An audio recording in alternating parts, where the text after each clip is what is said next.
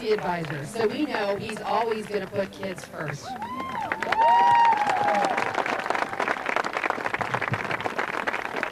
Good afternoon. Thank you so much for everything you do. Aloha.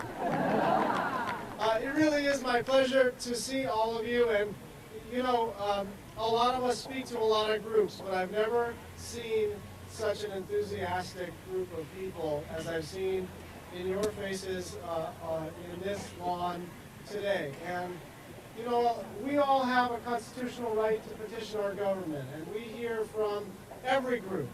CPAs and realtors and environmentalists and developers and architects and engineers, and everybody has a right to come up and advocate for their profession. But what I wanted to thank you for is that you don't really come up here to advocate for your profession. You come up here to advocate for the children that you serve.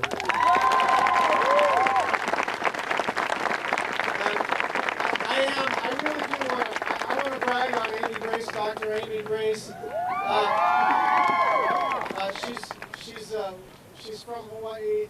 She's incredibly talented as a physician, as a clinician, and has gotten started on public policy with guns blazing. She has really done incredible work, and so I'm looking forward to continuing the work that we do together. You have been so powerful in advocating for CHIP. You've been so powerful for advocating for children's provisions in the Affordable Care Act.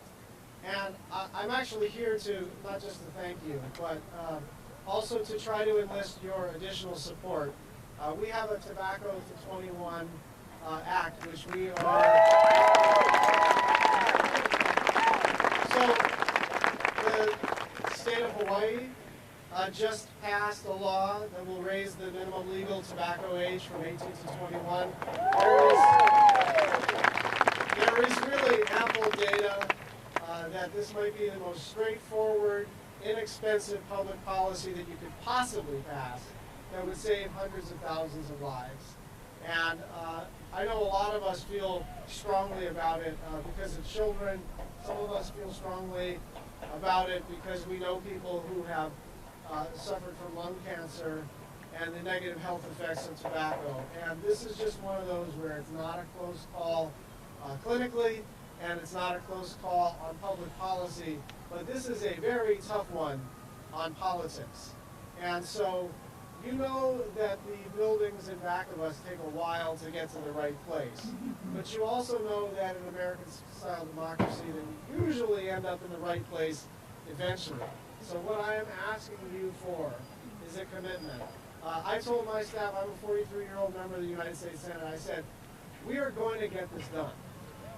Now, I just don't know when. So I want you to be in this fight for the long haul. We're going to save hundreds of thousands and millions of lives working together. Thank you so much. Thank you for raising the phone.